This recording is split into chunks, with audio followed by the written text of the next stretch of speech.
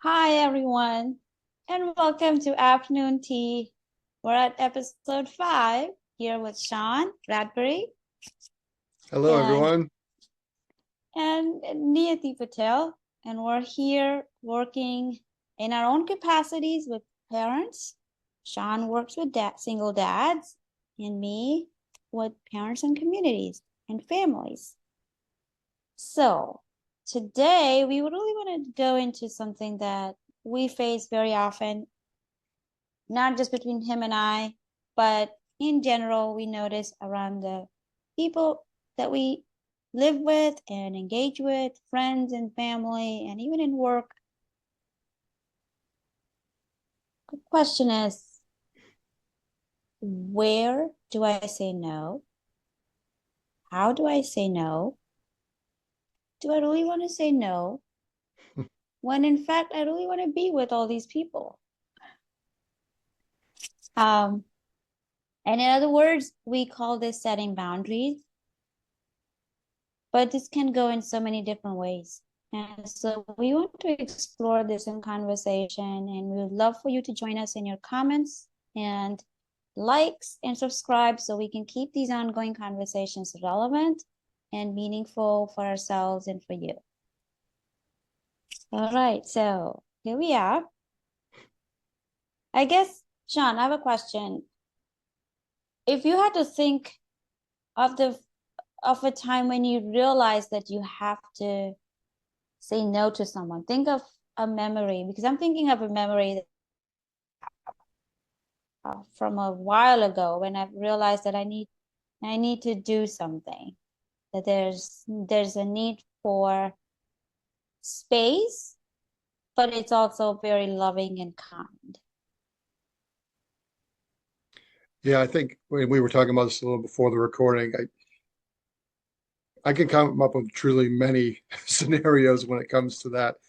What I think really now in my endeavors of what I'm doing with the coaching and working with middle-aged single fathers, that it's really taking the time for myself and really allotting that time and saying no to the things that I've found distracting in the past or things that just don't move me forward. Hmm. And that can be just as much as putting my cell phone aside or really just setting my calendar and saying, okay, listen, this is, it's different when you're not in an office environment because like that's your structure. But when you're Mm-hmm. here and you have to you have to parent yourself, if you will, Mm-hmm. to, to have those boundaries and have those set that schedule and have that focus time and know that it's a healthy thing to do because you're working on you and you set those parameters just to get the work done. And that's been a little bit of a struggle to me because I have a tendency to answer the text or want to reach out to people because I love my friends and everything and I want to still be in the mix. But then if by doing that, you kind of at times I've kind of had the little left behind feeling or I get behind in my own work and not need where I want to be. That is it's a mix, right? Where I want to be and um, the work, because the work can be, I don't know, in my situation, the thing that comes up to me is, I guess this was during college, and my nephew was 7-ish, and I went home. So we're in the States, but at the time my parents were in India, so I would go home and I was terribly jet lagged. And my nephew was, we had a thing. Our room were pretty much in the same hallway, so I was just down the hallway from his room.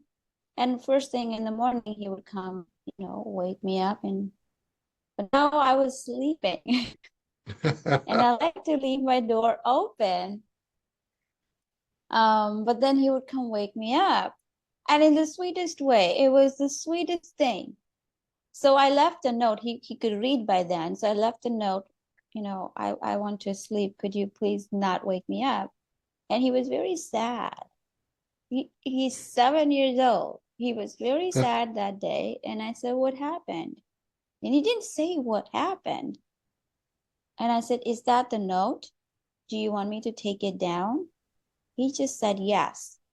And I said, you won't wake me up? No. But he had no idea that this is happening, right? Yeah. I didn't know that putting a note was pushing him away in a Mm. way that I didn't even intend to. No, I get that. I love that. It almost sounds like he took it personally, like you just didn't want him in your space, if I'm hearing that correctly. I guess when you're sleepy, you're just like, get away from me.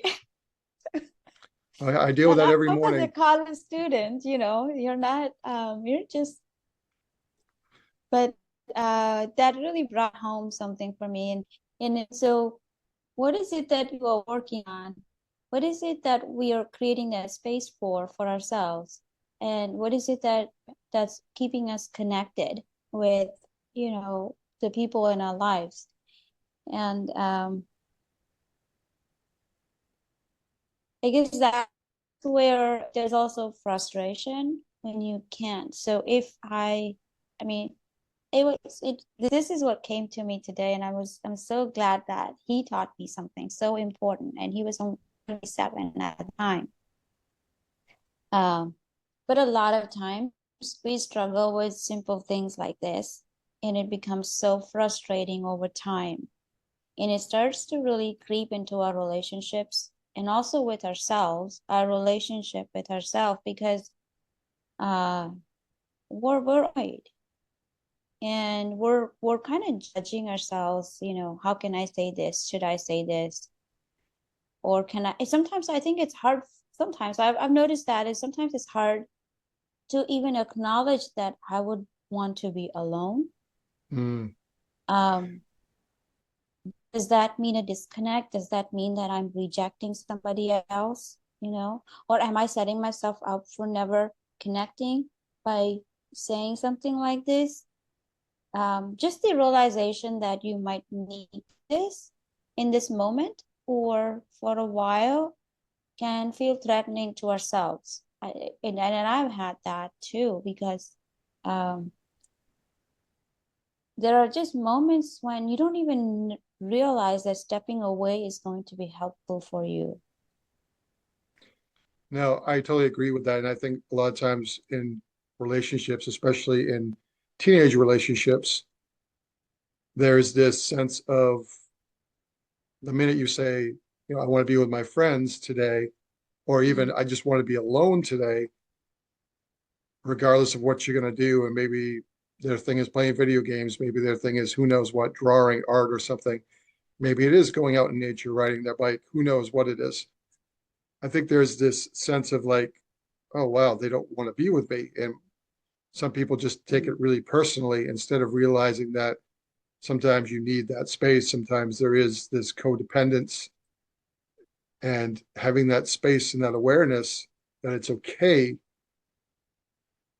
And I think sometimes too, the other person feels like they're missing out. It's like they're going to do something fun. I would love to do that too, but that person just is like, I just need this for me. I need to mhm. take that walk. I need to do whatever it is for me to recharge my battery so that when we're together, it's a much better, healthier relationship and environment because I got what I needed. And it's no reflection on you. It's just taking care of my needs. And I think sometimes might come off as being selfish, it, Mm, but it's really having the conversation and trying to show the person this is what I need. It's not personal. And this can be on any level from, a parent to child relationship or anything. It's funny when a child has so many things to do and their friends are keeping them so occupied, but the minute no one's calling them, they come to you because they don't want to be alone, right? And all of a sudden you're like, well, now you need me because you got nobody else. It's like it's an interesting concept that they always feel the need to be entertained at times, and they really don't know what to yes. do with the silence. I think there's a few aspects to that. Also, that your parent is there. That is a Right. standard. They're always be there. And believe it or not, we are. um, we truly love our children. And on the other hand, I think we're placed in this boat of helping our kids discover who they are and allowing that idleness, that aloneness, to allow them to have that space to figure themselves out. And we're Yeah, put in that when we come to that awareness. So I think um, it's it's a the minute we feel that we're being taken for granted, that you want to be entertained, is kind of like, not we want to be entertained, they want to be entertained by us. right. And that starts as a toddler, really, even as a baby. They start to look for our attention. We want to give it all at the time. But as they grow older, you go, oh, yes, but what else are you going to do with yourself? And I am going to Yeah. annoy you with whatever I see you, because it's not going to be up to your mark as to what you expect in this interaction. But you're going to come back to me. And how do we shift this dynamic between ourselves? And so I'm just curious, apart from the parenting aspect, we were talking about different ways that we can, once we realize that we need the space. Okay, Hmm. so one is we're realizing that we need the space. And in this moment, like we talked about now, is we're helping our kids realize that, hey, what kind of space are you looking for, and how can you create that for yourself? And do you want me in that space? How can I Right. be out of that? But once you realize that, let's say, and a lot of us have over life and over experiences, what are the ways that you're comfortable creating that space, asking for that space in your experience? I think it just comes, a lot of it comes down just to communication and trial and error too, and even allowing someone, like going back to my daughter, allowing someone to sit in and be uncomfortable in their own space, knowing that, like, hey, I got this to do. You're going to sit in your space. I'm sorry you have nothing to do, even though I could list off 10 things for you to do. That would be fun. You tell me I have nothing to do. And I think this comes back to your point a second ago, where, a lot of times as parents, especially dads, we want to fix things. It's like, Yeah. okay, we're going to put this aside. Let's watch a movie. I don't want to watch a movie. Let's do this. I don't want to do that. Okay. So apparently they don't even know what they want. They just want some interaction. They want the space to be filled with something because they're not familiar with the silence, and they have a hard time embracing it, I guess is my point, because there's so many distractions in life. And I understand that. I felt that way for a long time, but I'm finally at a place where, like, I like being by myself. I like going out to take a walk. I am comfortable by doing that by myself, and it's okay. I go out to dinner by myself. I might go see a movie by myself. I might go to a cafe and do something by myself. And I Yes. love it because, and it's nothing to do with anybody else. It's just that sometimes you want to just move at your own pace, right? And sometimes you just don't want to talk about things. You just want to experience things. So that's just something that they have to learn. And if you swoop in every time because you don't want them to feel that uncomfortable feeling, that's just not helping them. It's hard to watch at times, but it's not helpful. And eventually, they'll realize and they'll come out of it. And it's just a learning experience that I've learned for myself, and I've tried to model that for her as well. Mm-hmm. And you were talking about, like for me, there are certain things where I don't want to look at my phone first thing when I wake up. Um, then I am kind of putting myself into the discipline of getting my meals at a certain time. And then that means not scheduling things or people or calls or messages around that meal time. Yep. Because it's directly affecting my health. And before I was trying to go back and forth and just kind of, the body adjust, what's the big deal? But it is a big deal over time. And so those are some of the spaces that I'm trying to create or try to not have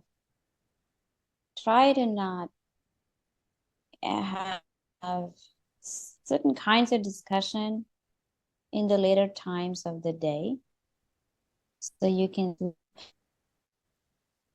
um, conversations that can be stressful or something that needs your brain to work to solve an actual problem that is important, that needs to be talked and, worked out. It has a lot of logical and pragmatic steps to it, but I Hmm. just can't be doing it after 10 o'clock at night. Yeah. And that's different for different people. And so acknowledging and understanding that is also important. But that's what I realized for myself. Like, I need to do that because otherwise I'm like ruminating over that in my sleep and waking up with that, and I'm not feeling rested when I wake up. And this is something I would happily address when I'm fresh and, awake in the morning. I can totally relate to that, especially a nighttime routine or like shutting your phone off. Or one of the things I've realized about myself is I've made myself Mm, too available on many levels.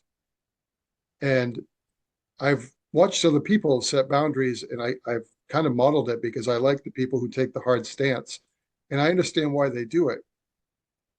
Like maybe, I don't know, no social media after 8 o'clock whatsoever, no mm, TV, no phone, no nothing, because it just gets in your brain. Like all the stuff that I would watch, it would just work me up. And that's not going to your point, it's not going to give you a restful night's sleep. Or if you wake up, the first thing you do is pick up your phone. And everyone says it's the worst thing to do, right? Pick up your phone because now you're reactive, you know? And I've done it. mm, I've done it. And I try so hard not to do it. And I think it's just, once again, just being okay with saying no, knowing that it's not going to affect anything.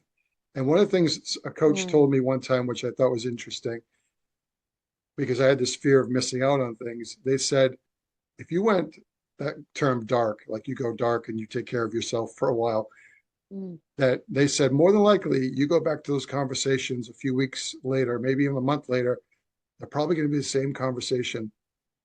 And truly, you never missed out on anything, which I Mhm. found thought was extremely interesting.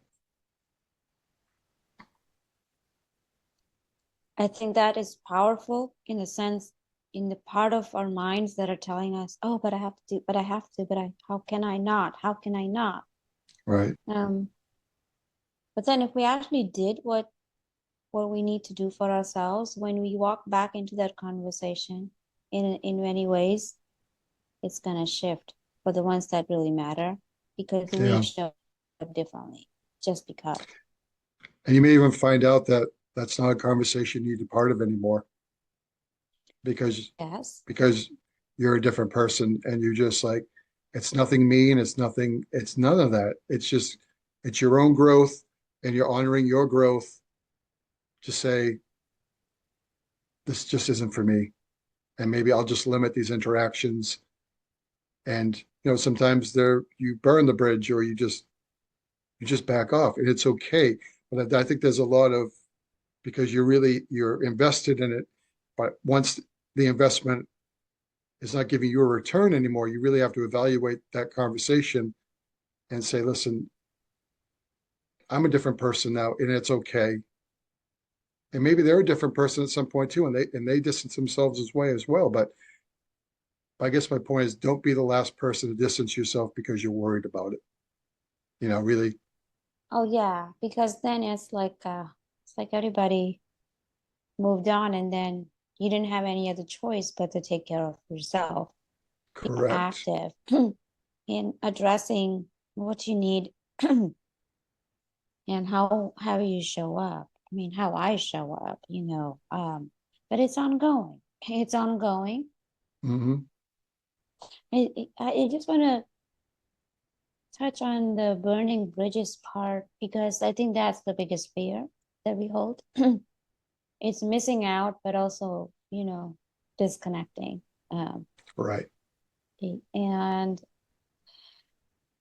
I think if both you and I are engaged in an interaction where I take care of myself, and I think over time you will pick up on the fact that she's taking care of herself, but she's there for me. And Right. and then you start to do that for yourself. And that initial discomfort, disconnect has room for transformation, which in the beginning feels like a threat because things between you and me are gonna break, but they're not breaking. We're just kind of making this path longer so that we can actually be together longer Right. than in this moment. Because if we went on this way, we're likely to have an accident.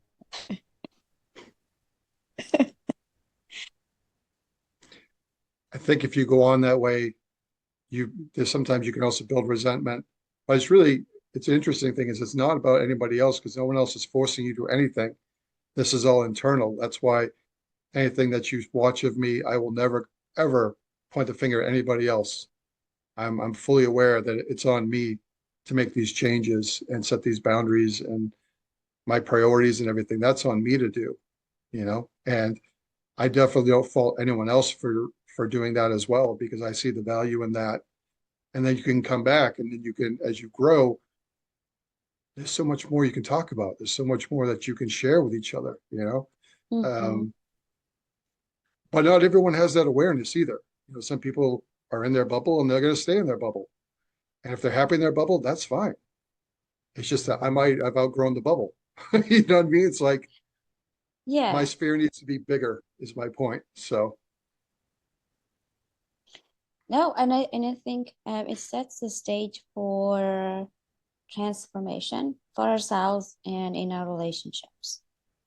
Because even if the person is in their bubble, if we walked out of that bubble, so to say, mhm, then the bubble is not the same like it was before in many ways. But it may not immediately have any impact or any shifts, or it doesn't have to. I'm not saying it should, right. but it does change things. And as long as it's from that space of care, of growth, I feel that the chances of it causing a break, like breaking things, breaking Right. relationships, is far less because it doesn't have that violent energy to it. And I call it violent not because we're fighting or something. It's just when you think of a relationship breaking in any aspect, whether it's with a business person, in your partnerships, in family, in friends, I mean, we grieve the breaking of or passing of that Right. bond. And so that's how I mean the violent separation, but it's not. And because that element, that vibration is missing, I mean, it was never rooted in that. It was from a place of self-care and love that that vibration has a lot more possibilities for Hmm. us down the road. But we don't know how and when, but it's always one step at a time. Yeah, that's so true. We don't know. You're right. We don't know how or when. And it may come back and it may grow and it may not. And because you will find different people in your life based upon the actual proximity of people in your life. And then as you grow and you get new interests and you want to expand those interests, you're going to find yourself in different communities and different people like meeting you in Arizona, like that kind of attraction and coming to this point in Mhm. our lives where we feel the need to serve and we do this. So, Yes. and a year ago, if you would have told me I would have met you in Arizona and we'd be doing a YouTube, I would have said, you're crazy. No, you're crazy.